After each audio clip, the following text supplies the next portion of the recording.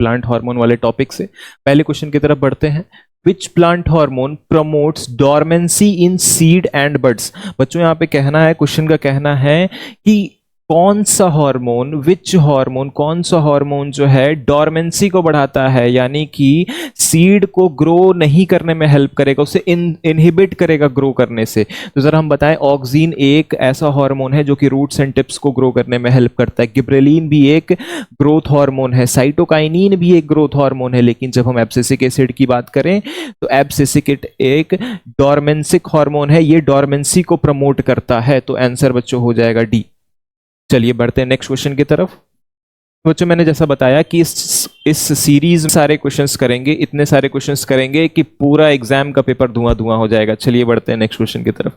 Roots of plants are positively geotropic, negatively geotropic, positively phototropic या none of these. पहले बच्चों हम बता दूं कि ये जियोट्रॉपिक का मतलब क्या है। जियोट्रॉपिक, देखिए जियोट्रॉपिक जो वर्ड है ये आ रहा है किससे, जियोट्रॉपिज्म से, यानी ग्रेविटी से। जियोट्रॉपिज्म का यहां पर कहना है ग्रेविटी, है ना। तो ग्रेविटी बच्चों ध्यान दीजिए, ये कह रहा है कि प्लांट का जो रूट है ना, एक प्लांट का जो रूट्स होते हैं वो रूट्स जो है ग्रेविटी के अगेंस्ट पुल अप हो रहे हैं, अगेंस्ट ग्रो करते हैं, या फिर अगेंस्ट ग्रो करेंगे या फिर उसके अकॉर्डिंग ग्रो करेंगे। तो बच्चों मैं बता दूं कि ग्रेविटी जो है वो रूट्स को नीचे की तरफ, कुछ भी किसी भी ऑब्जेक्ट को ग्रेविटी अपने तरफ पुल करती है और रूट्स भी उस डायरेक्शन में ही ग्रो कर रहे हैं। तो हम इसे कह सकते हैं पॉजिटिव जियोट्रॉपिज्म। तो बच्चों समझ में आया होगा ये क्वेश्चन। चलिए बढ़ते हैं नेक्स्ट क्वेश्चन की तरफ। नेक्स्ट क्वेश्चन हमारे पास आ रहा है, response of a plant root towards water is called. चलिए ये भी एक plant hormone, plant control and coordination के टॉपिक से ही ये भी एक सवाल आ रहा है हम लोग के सामने। Response of plant towards water is called. Plants अगर वाटर के अगेंस्ट या फिर वाटर के रिगार्डिंग में अगर उसके टुवर्ड्स रिएक्ट करते हैं तो उस प्रोसेस को, उस रिएक्शन को हम क्या कहेंगे। देखिए बच्चों यहाँ पे लिखा हुआ है वाटर, और वाटर जो है कहीं पर भी हमें वाटर को डिनोट करने के लिए हम यूज करते हैं हाइड्रो, है ना। हाइड्रोफोबिक बोल दिया मैंने, यानी कि वाटर से डरने वाला सब्सटेंस। हाइड्रोफिलिक बोल दिया मैंने, यानी कि वाटर लविंग सब्सटेंस। ठीक है बच्चों, तो हर एक वर्ड में अगर कहीं पर भी वाटर हाइड्रो यूज किया जा रहा है तो इसका मतलब समझ लीजिए वो वाटर से रिलेटेड है। तो बच्चों मैं बता दूं, केमोट्रोपिज्म एक ऐसा प्लांट रिस्पॉन्स है, अगर कोई प्लांट केमिकल के टुवर्ड्स रिएक्ट करता है तो हम इसे केमिट्रोपिज्म में देंगे। अगर कोई प्लांट लाइट के अगेंस्ट टुवर्ड्स रिस्पॉन्ड करता है तो उसे हम फोटोट्रोपिज्म कहेंगे। अगर कोई प्लांट ग्रेविटी के अगेंस्ट रिस्पॉन्ड करता है तो उसे हम जियोट्रोपिज्म कहेंगे। तो बच्चों वैसे ही अगर कोई प्लांट वाटर के टुवर्ड्स रिएक्ट करता है तो उसे हम हाइड्रोट्रोपिज्म कहेंगे, और ये है सही आंसर। ठीक है बच्चों, समझ में आ रहा होगा, फुल क्लियर। अगर कुछ भी आपको लगता है कि डाउट्स हो रहे हैं आपको किसी भी चीज से रिलेटेड, अगर आपको ऑफलाइन क्लासेस करना है तो आप कमेंट बॉक्स में हमसे कांटेक्ट कर सकते हैं। नंबर, क्लासेस आप सब्सक्राइब करिए, हमें पर्सनल मैसेज करिए या फिर कमेंट बॉक्स में रिप्लाई कीजिए, जरूर हमारे टीम मेंबर्स आपको रिप्लाई करेंगे। चलिए बढ़ते हैं धुआंधार सीरीज के इस नेक्स्ट क्वेश्चन की तरफ। बच्चों ये भी क्वेश्चन एक प्लांट कंट्रोल एंड कोऑर्डिनेशन से ही है, ध्यान से सुनेंगे। Movement of sunflower in accordance with the path of sun is due to, है ना। ये कह रहा है बच्चों की सनलाइट के अकॉर्डिंग जो सनफ्लावर है वो मूवमेंट करता है। जिधर भी सन होगा उधर तरफ उस साइड ही क्या होगा कि सनफ्लावर से उधर ही क्या हो जाएंगे, उधर ही उसके अलाइन हो जाएंगे उसके फेस की तरफ। तो बच्चों ये क्या कर रहा है, लाइट के अगेंस्ट, सन के लाइट के अगेंस्ट रिएक्ट कर रहा है, उसके टुवर्ड्स रिएक्ट कर रहा है। तो इसके पहले हमने डिस्कस किया था कि फोटोट्रोपिज्म, यानी फोटो मींस होता है लाइट, है ना। तो लाइट के अगेंस्ट, अगर लाइट के अगेंस्ट रिएक्ट कर रहा है कोई भी, है ना, तो लाइट के टुवर्ड्स अगर रिएक्ट किया जा रहा है या फिर उसके अगेंस्ट रिएक्ट किया जा रहा है तो उसे कहेंगे हम फोटोट्रोपिज्म। तो बच्चों ये होगा आंसर फोटोट्रोपिज्म। चलिए नेक्स्ट सवाल की तरफ बढ़ते हैं। धुआं धुआं हो रहा है बच्चों, अभी से स्टार्ट हो गया धुआं धुआं होना। हाँ, क्या लग रहा है 3 क्वेश्चन करने के बाद कॉन्फिडेंस बढ़ा? चलिए बहुत अच्छे, अगर कॉन्फिडेंस बढ़ा तो चलिए बैठते हैं नेक्स्ट क्वेश्चन की तरफ। बच्चों मेरे साथ लास्ट वीडियो के लास्ट तक बने रहिए। कंट्रोल एंड कोऑर्डिनेशन का एक भी एमसीक्यूज मैं नहीं छूटने दूंगा, ये अंकित सर का वादा है। चलिए नेक्स्ट क्वेश्चन की तरफ बढ़ते हैं। Which plant hormone promote cell division, है ना बच्चों, यहां पे सवाल आ रहा है which plant hormone promotes cell division. चलिए सेल डिवीजन की जब हम बात करें तो यहां पे देखिए सेल डिवीजन को हम लोग यहां पे इस जरा हार्मोन की तरफ थोड़ा ध्यान दिया जाए, साइटोकाइनिन। जरा इस हार्मोन को हमें तोड़ के पढ़ते हैं, है ना, साइटोकाइनिन। साइटो जो वर्ड है बच्चों, ये जो वर्ड है साइटो, इसका मतलब, इसका कहना है सेल, और काइनिन जो है ये वर्ड आया है काइनेटिक्स से। काइनेटिक्स, है ना, यानी कि रिप्रोड्यूस करना, यानी कि उसको क्या कहते हैं उसे, काइनेटिक्स, यानी कि, है ना, डिवीजन दिखाना। काइनिन, साइटोकाइनिन, यानी कि ये जो हार्मोन है, ये ही हार्मोन क्या करेगा, सेल का डिवीजन दिखाएगा, सेल का डिवीजन दिखाएगा गाइस, ठीक है। तो हमें चुपचाप से ये साइटोकाइनिन जो है इस आंसर को क्लिक करके आना है, साइटोकाइनिन, ठीक है। ऑक्सीन, जिब्रेलिन, एब्सिसिक एसिड, ये एक डोरमेंट हार्मोन है, ये एक ग्रोथ इनहिबिटिंग हार्मोन है गाइस। तो एब्सिसिक एसिड छोड़कर ये तीनों, जब हम ये तीनों हार्मोन्स की बात करें तो ये तीनों हार्मोन से ग्रोथ हार्मोन है। और ग्रोथ हार्मोन में ऑक्सीन जो है आपका रूट्स एंड टिप्स, आपका नहीं बच्चों, प्लांट्स के roots and tips of roots and shoots को ग्रो कराने में हेल्प करता है। वही हम लोग जिब्रेलिन की बात करें तो ये भी एक ग्रोथ हार्मोन है। लेकिन अगर हम सेल डिवीजन को प्रमोट करने वाले हार्मोन की बात करें तो वो है साइटोकाइनिन। चलिए नेक्स्ट क्वेश्चन की तरफ बढ़ते हैं। नेक्स्ट क्वेश्चन हमारे तरफ आ रहा है।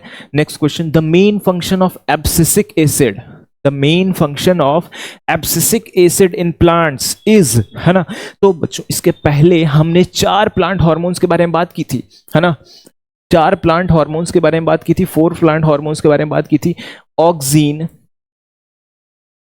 दिख रहा है, जिब्रेलिन, है ना, उसके बाद फिर हमने बात की साइटोकाइनिन की,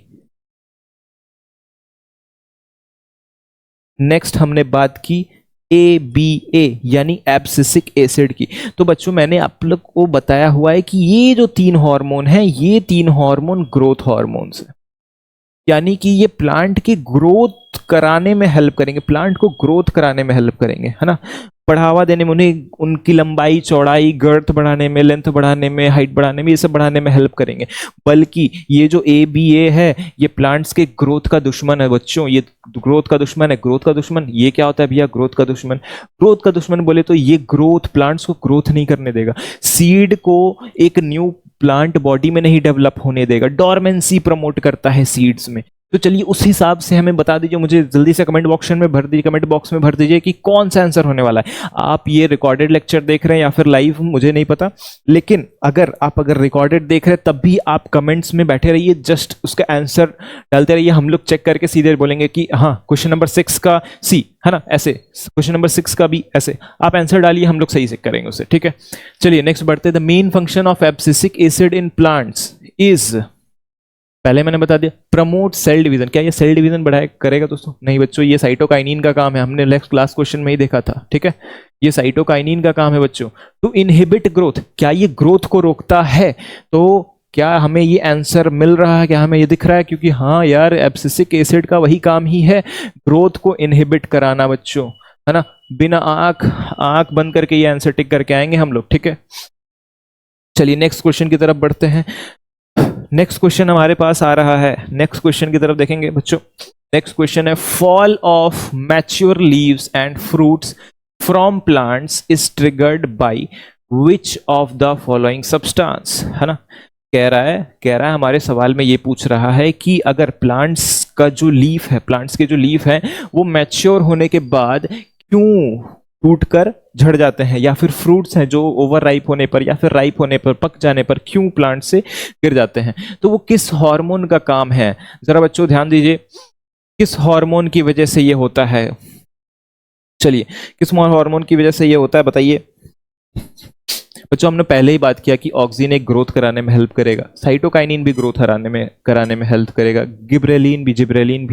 जिब्रेलिन बोलिए, प्रोनाउंसिएशन आपके ऊपर है।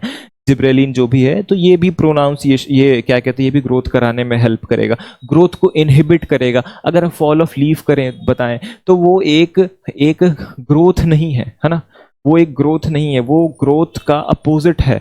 और वो करेगा कौन, इनहिबिट करेगा उस चीज को, एब्सिसिक एसिड ही। ठीक है, तो बच्चों यही आंसर होगा, एब्सिसिक एसिड। नेक्स्ट क्वेश्चन की तरफ बढ़ते हैं। नेक्स्ट क्वेश्चन है हमारे सामने, any change in the environment to which an organism respond is called. हाँ, यहाँ पे बहुत ही इंपॉर्टेंट, एकदम सबसे फर्स्ट जो हमारे कॉन्सेप्ट आता है कंट्रोल एंड कोऑर्डिनेशन में, वो है, वहां से ये सवाल पूछा गया बच्चों।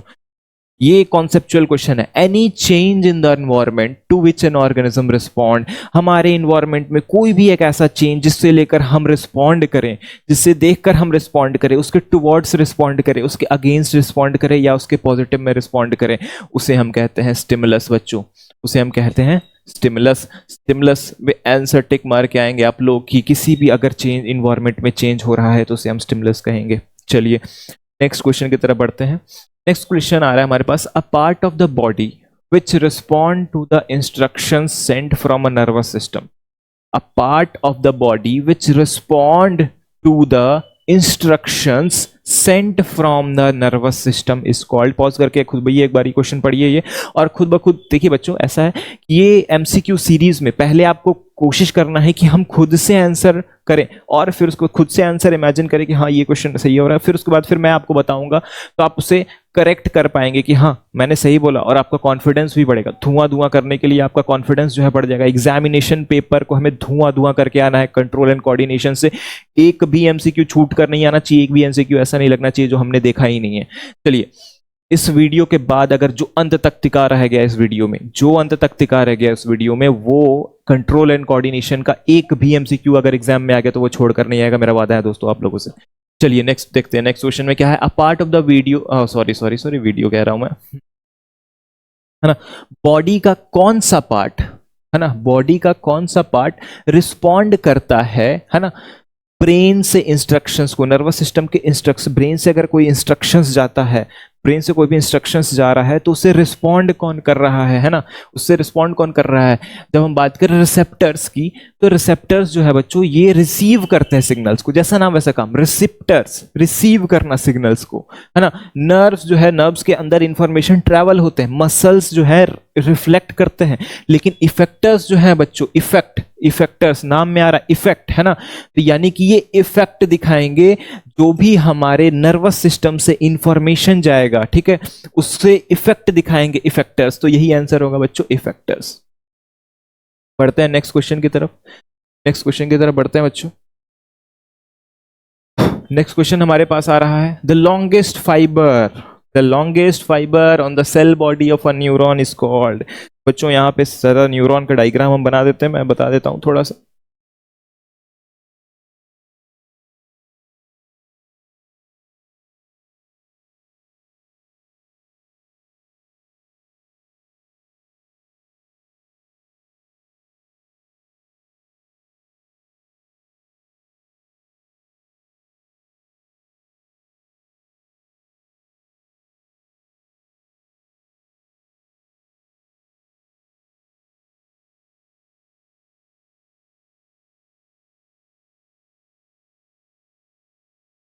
चलिए बच्चों ध्यान दीजिए जरा, ये एक नर्व का डायग्राम है, इस पार्ट को हम कहते हैं डेंड्राइट्स, है ना, ये है डेंड्राइट्स। इस पार्ट को हम कहते हैं एक्सॉन, ठीक है। ये वाला जो पार्ट है हमारा, है ना, ये जो पार्ट है इसको हम कहते हैं सेल बॉडी। और ये जो पार्ट है इसे हम कहते हैं nerve endings,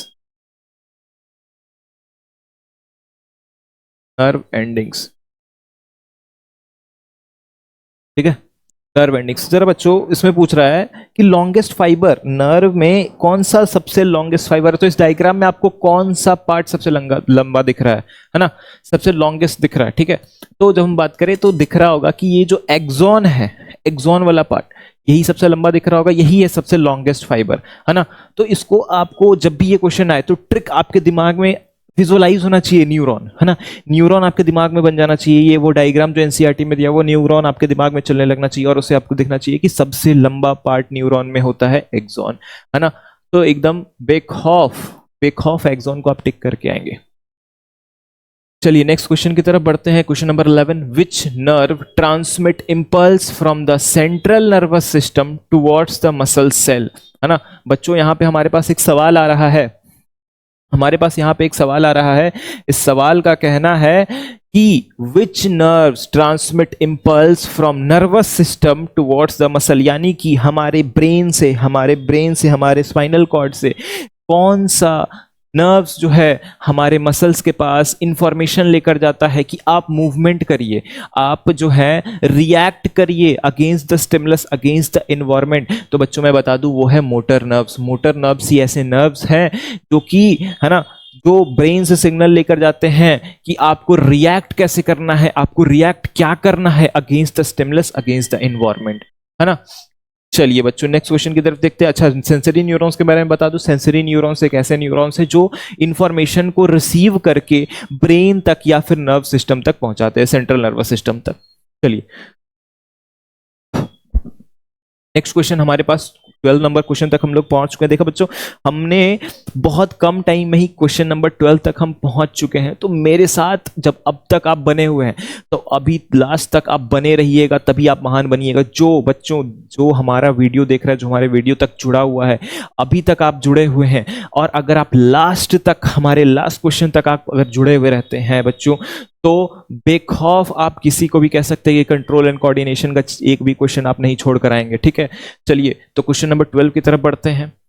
a microscopic gap between a pair of adjacent neurons over which nerve impulse passes is called, है ना। बच्चों ये कह रहा है दो नर्व्स के बीच में एक माइक्रोस्कोपिक गैप, दो नर्व्स के बीच में एक माइक्रोस्कोपिक गैप के बारे में बात की जा रही है। बच्चों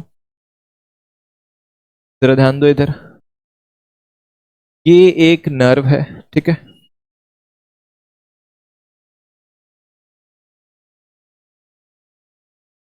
ये एक नर्व है,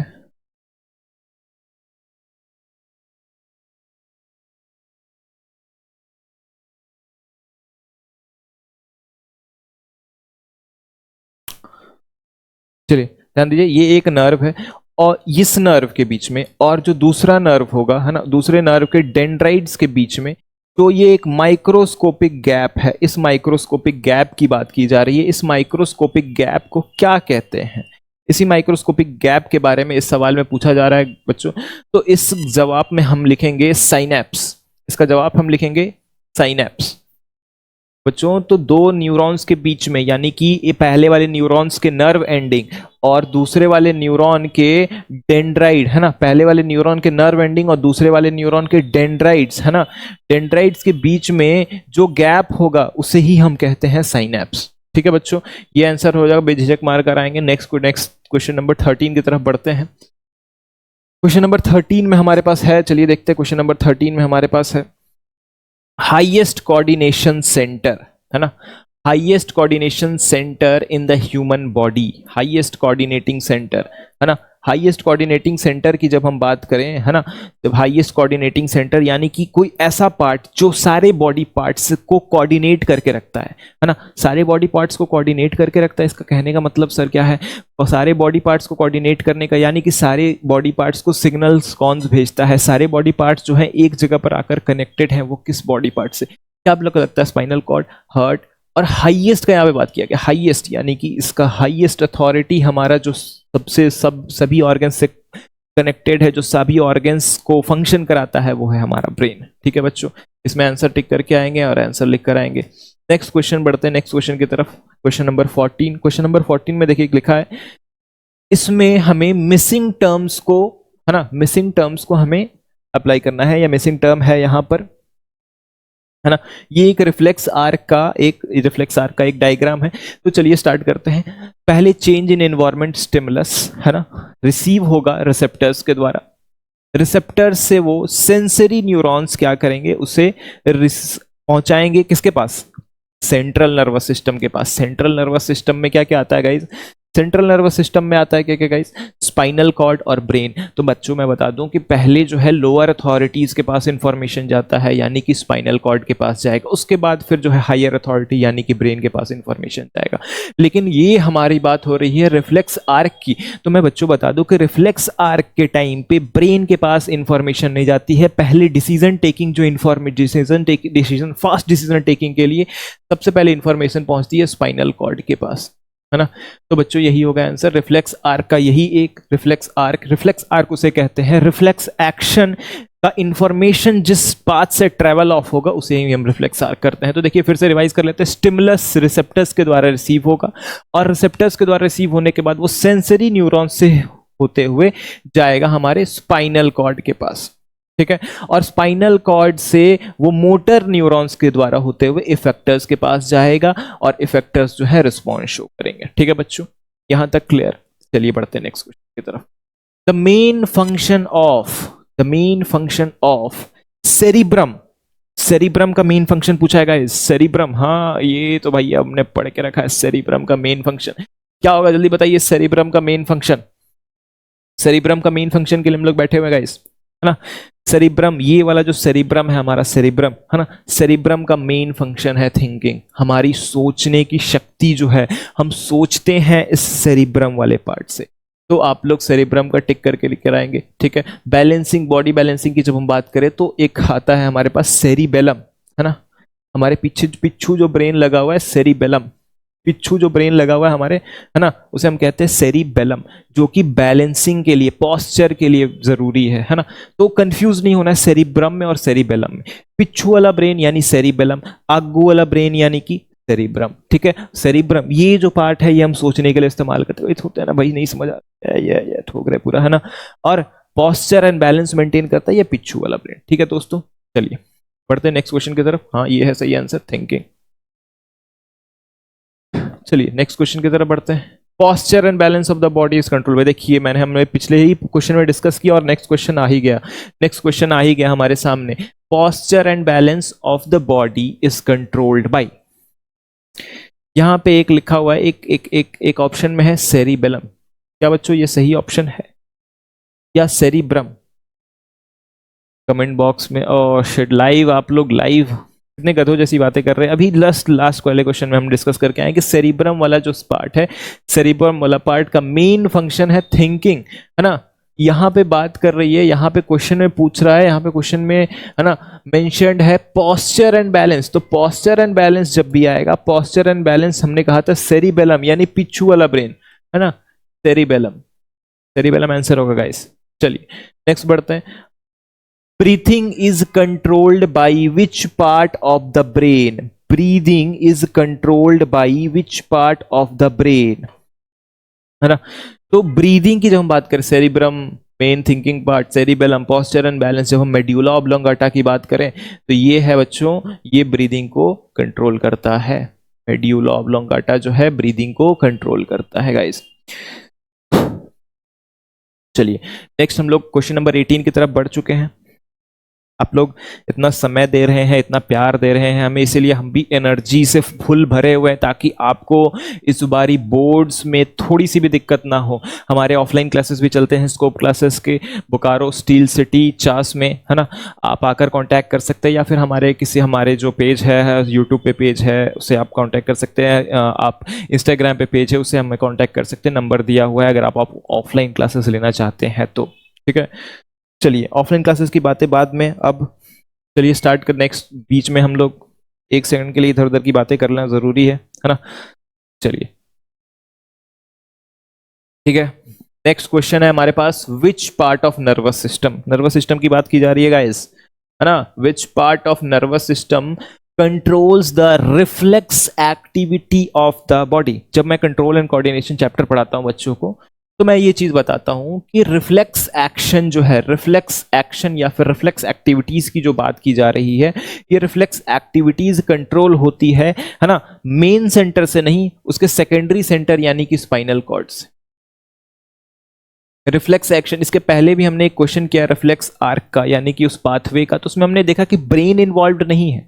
इन्वॉल्व है क्या, स्पाइनल कॉर्ड। तो जब भी हम रिफ्लेक्स एक्शन की बात करेंगे, रिफ्लेक्स आर्क की बात करेंगे, तो उसमें ऑब्वियस सा बात है कि स्पाइनल कॉर्ड आने वाला है गाइस, ब्रेन नहीं आने वाला है, ब्रेन को सिर्फ इंफॉर्मेशन जाता है, ठीक है। चलिए पढ़ते हैं नेक्स्ट क्वेश्चन की तरफ। Which of the following act as both endocrine and exocrine gland. बच्चों ये टीचर्स का बेहद ही बहुत ज्यादा पसंदीदा सवाल है गाइस, है ना। यहां पे लिखा है both endocrine and exocrine gland. बच्चों सिर्फ बोथ एंडोक्राइन एक्सोक्राइन ग्लैंड नहीं, यहां पे क्वेश्चन में ये भी लिख सकता है mixed gland, which gland is known as mixed gland, है ना।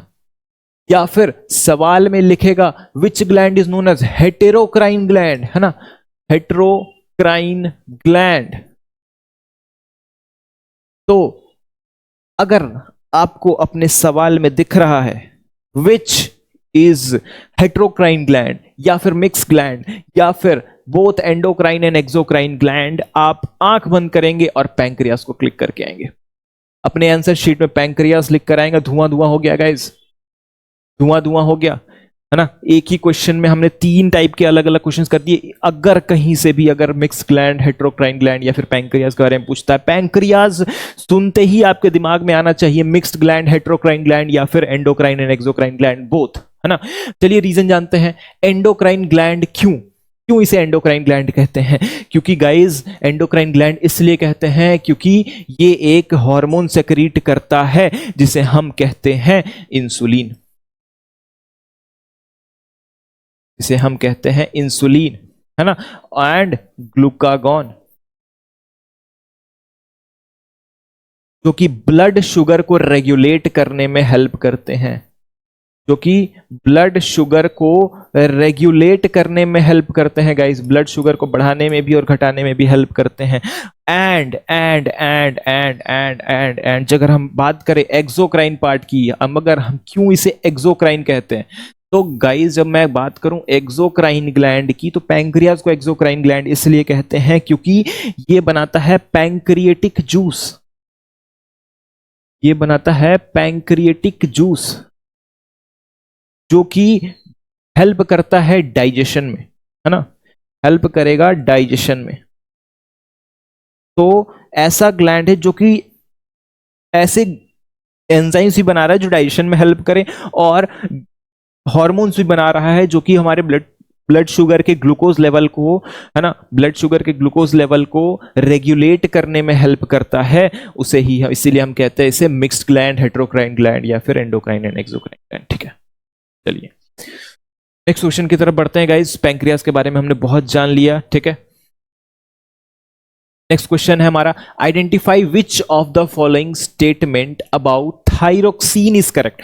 थायरोक्सिन के बारे में अच्छी बातें बतानी है गाइस, थायरोक्सिन के बारे में अच्छी, है ना। कौन सी गंदी बात लिखी है उसे काट देना है, सिर्फ अच्छी बात, बहुत सारी गंदी बातें लिखी हैं उसमें से हमें सिर्फ पॉजिटिव माइंडसेट चूज करना है। देख रहा हूं लाइफ के बारे में भी यही है कि आपके लाइफ में बहुत सारी नेगेटिव चीजें आपको आसपास दिख रही होंगी, लेकिन आपको चूज करना है उसमें से बस वो एक पॉजिटिव पार्ट जो आपके लाइफ को लाइटन अप कर सके, है ना।